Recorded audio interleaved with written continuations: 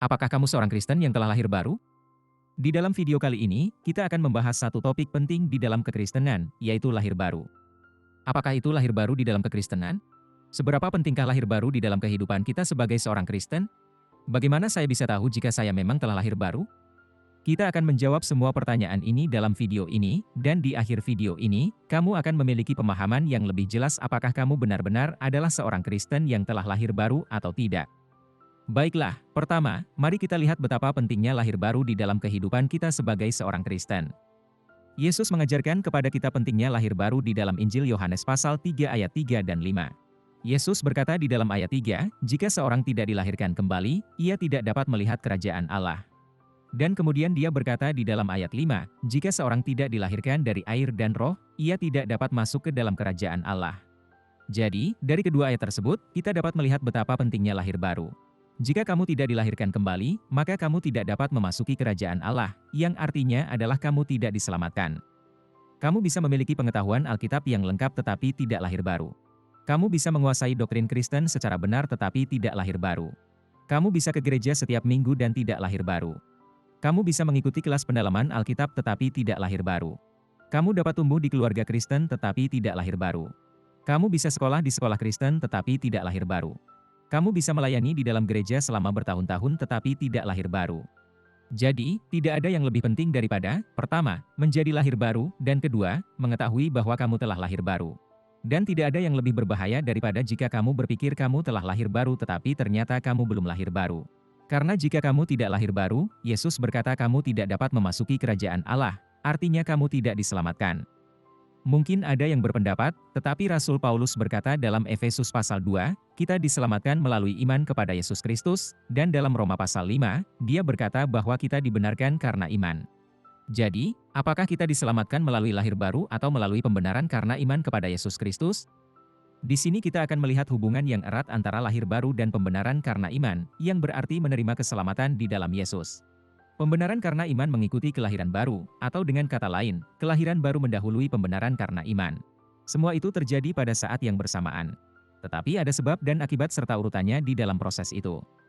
Pembenaran karena iman hanya mengubah kedudukan atau status kita di hadapan Allah. Kita berubah dari yang seharusnya dihukum menjadi dinyatakan benar di hadapan Allah. Pembenaran karena iman hanya mengubah status kita di hadapan Allah, dari orang yang seharusnya dihukum karena dosa menjadi orang yang telah diselamatkan karena kita beriman kepada Yesus Kristus. Tetapi itu tidak mengubah kehidupan kamu. Pembenaran karena iman hanya mengubah bagaimana Allah sekarang melihat kamu. Lahir barulah yang mengubah kehidupan kamu, dan ini sangatlah penting. Tetapi kita harus ingat bahwa kita diselamatkan bukan oleh perbuatan baik kita. Kita diselamatkan semata-mata hanya melalui iman kepada Yesus Kristus. Tetapi jika kamu benar-benar telah diselamatkan, maka iman keselamatan itu akan selalu menghasilkan perubahan di dalam hidup kamu.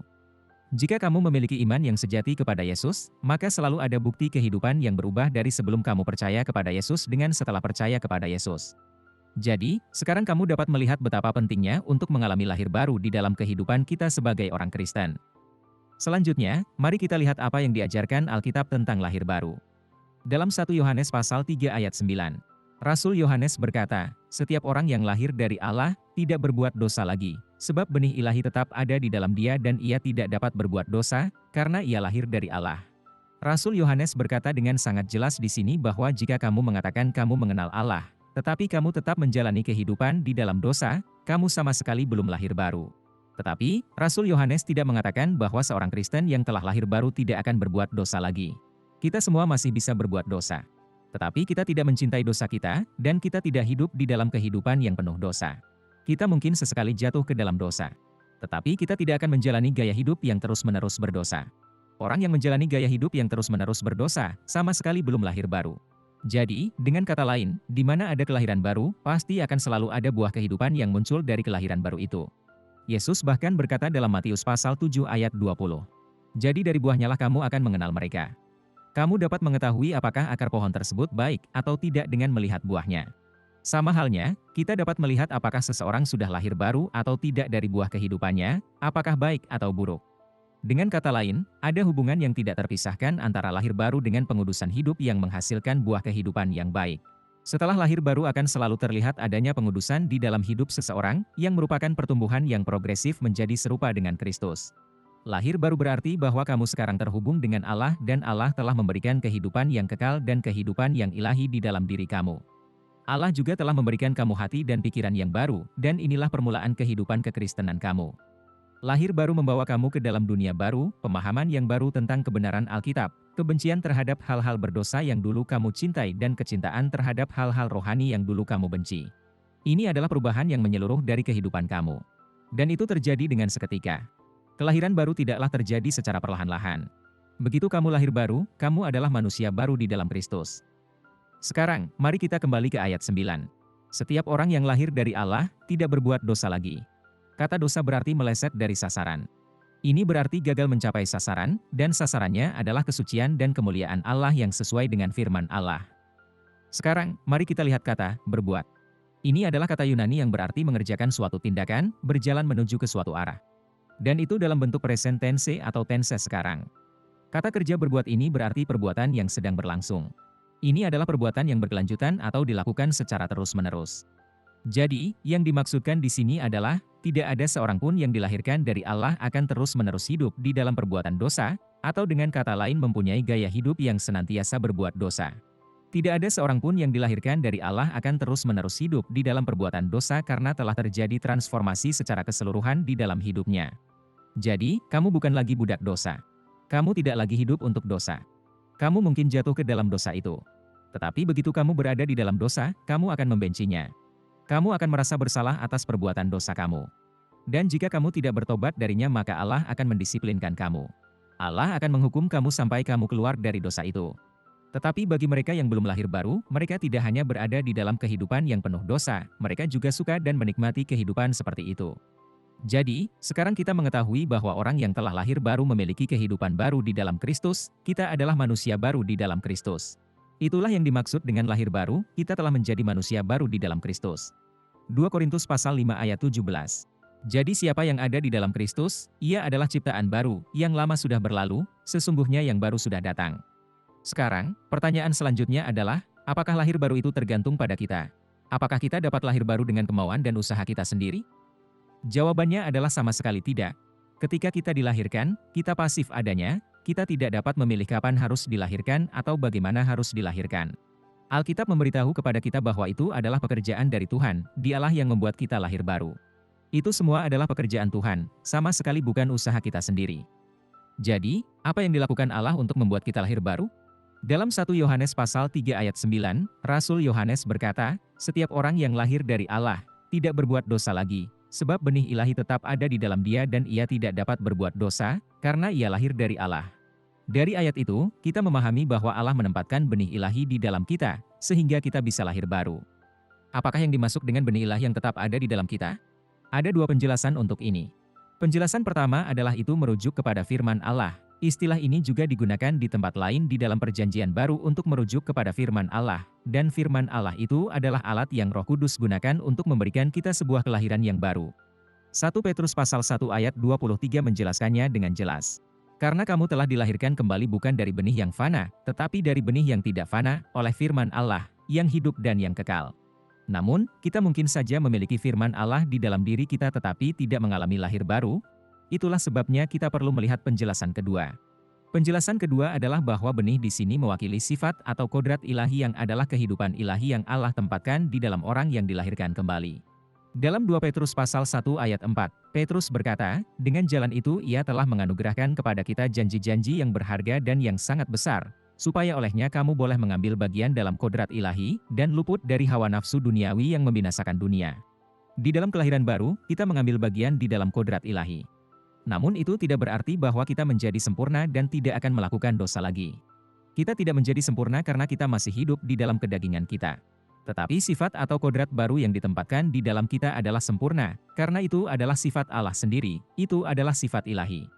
Dari kedua penjelasan ini, kita memahami bahwa adanya kodrat Allah di dalam diri kitalah yang membuat kita menjadi orang Kristen yang dilahirkan kembali, dan Allah adalah yang secara aktif menempatkan benihnya atau kodrat ilahinya di dalam kita, jadi bukan dengan kehendak ataupun usaha kita sendiri. Dan firman Allah adalah satu-satunya alat yang digunakan Allah untuk menempatkan kodrat ilahinya di dalam kita. Kita harus memahami bahwa kodrat ilahi tetap ada di dalam diri kita sepanjang hidup kita. Jadi, bukan seperti kamu mengikuti suatu kebaktian kebangunan rohani, lalu hati kamu terbakar dan bersemangat, dan mengatakan mulai sekarang saya ingin hidup suci dan taat pada firman Tuhan. Tetapi kemudian semangat itu hilang beberapa hari kemudian dan kamu kembali menjadi diri kamu yang lama lagi, yang hidup di dalam perbuatan dosa. Kodrat atau sifat ilahi itu akan tetap ada di dalam diri kita. Ia akan mengarahkan seluruh arah kehidupan kamu.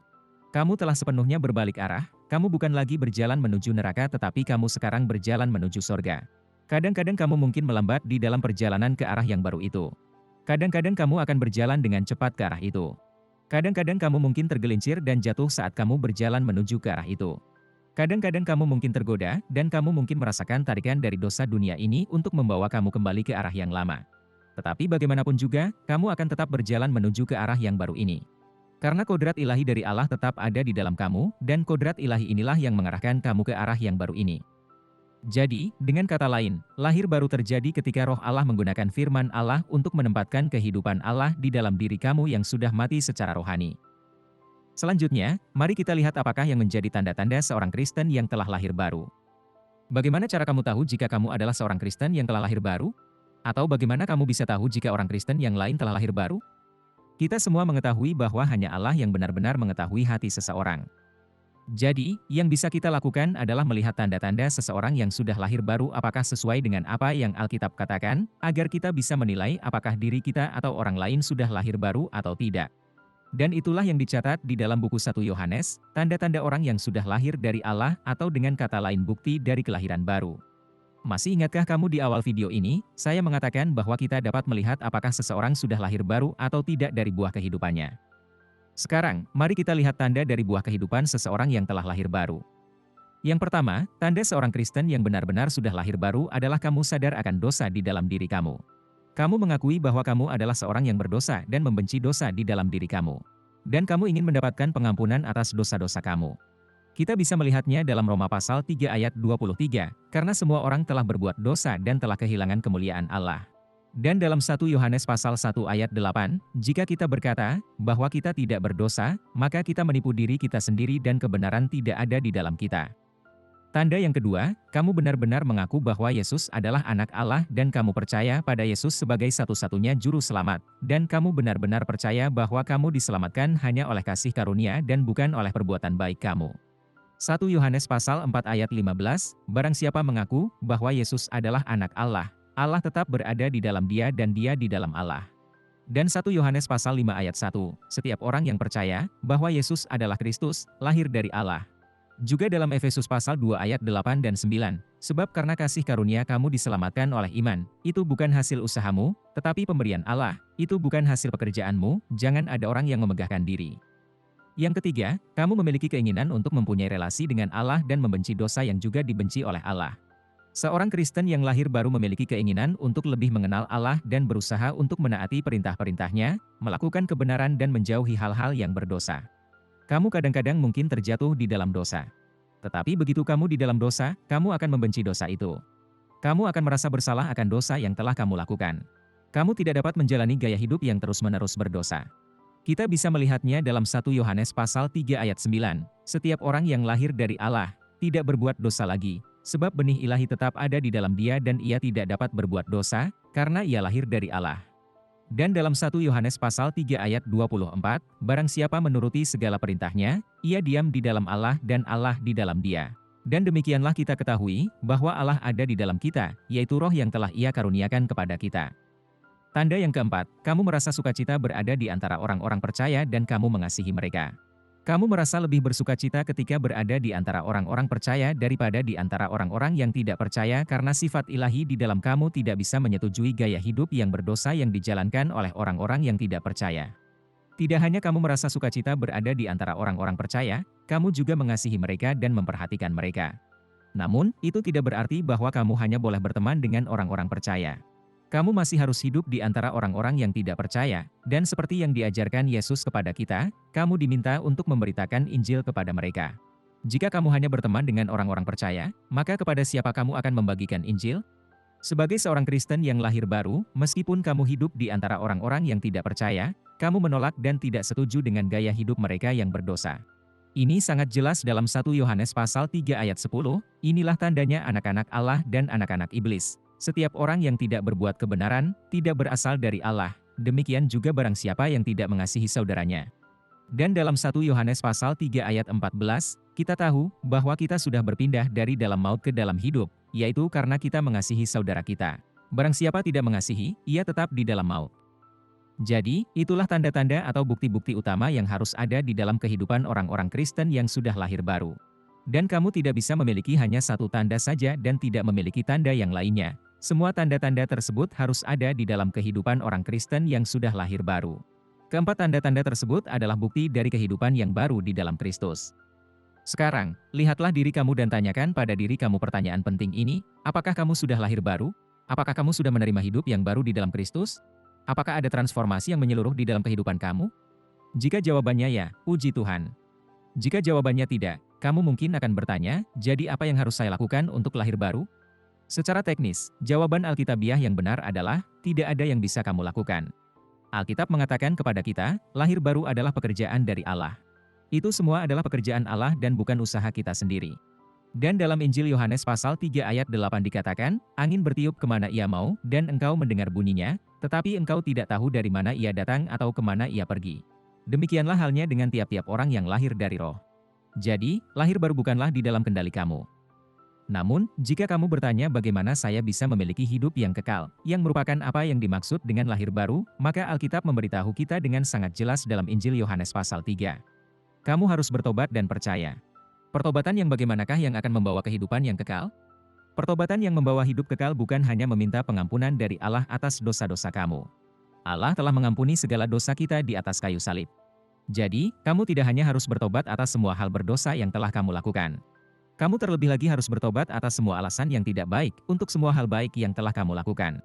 Kamu mengakui bahwa kamu tidak mungkin bisa menyelamatkan diri kamu sendiri melalui usaha apapun juga. Kamu harus bertobat dan berhenti mencoba menyelamatkan diri sendiri dengan perbuatan baik kamu. Inilah pertobatan yang membawa hidup kekal. Dan kemudian kamu percaya bahwa Yesus mati untuk membayar semua dosa-dosa kamu, dan hanya melalui iman kepadanya kamu dapat diselamatkan dan bukan melalui perbuatan baik kamu. Jadi, bertobatlah dan percayalah, dan kamu akan diselamatkan. Kamu akan memiliki hidup yang kekal, dan inilah yang merupakan apa yang dimaksudkan dengan lahir baru. Sekarang, untuk sebagai kesimpulan, mari kita lihat beberapa hal-hal penting tentang kelahiran baru. Pertama, jika kita tidak lahir baru, kita tidak diselamatkan.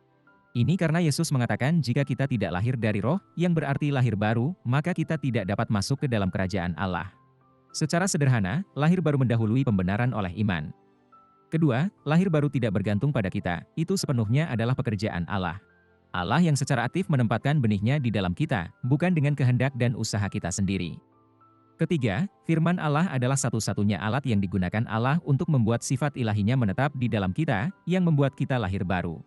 Dengan kata lain, kelahiran baru terjadi ketika roh Allah menggunakan firman Allah untuk menempatkan kehidupan ilahi di dalam jiwa kamu yang sudah mati secara rohani. Keempat, ada bukti atau tanda-tanda yang dapat kita lihat dari seseorang yang telah lahir baru. Di mana ada kelahiran baru, akan selalu ada buah kehidupan yang berubah, yang menjadi bukti lahir baru itu. Semoga video ini memberikan pemahaman yang lebih jelas tentang apa artinya lahir baru. Ayo tuliskan pengalaman lahir baru kamu di bagian komentar di bawah ini. Dan jika kamu menyukai video ini, jangan lupa untuk memberikan tanda like, subscribe channel ini, dan bagikan video ini dengan orang lain. Terima kasih telah menonton video ini. Tuhan Yesus memberkati kamu.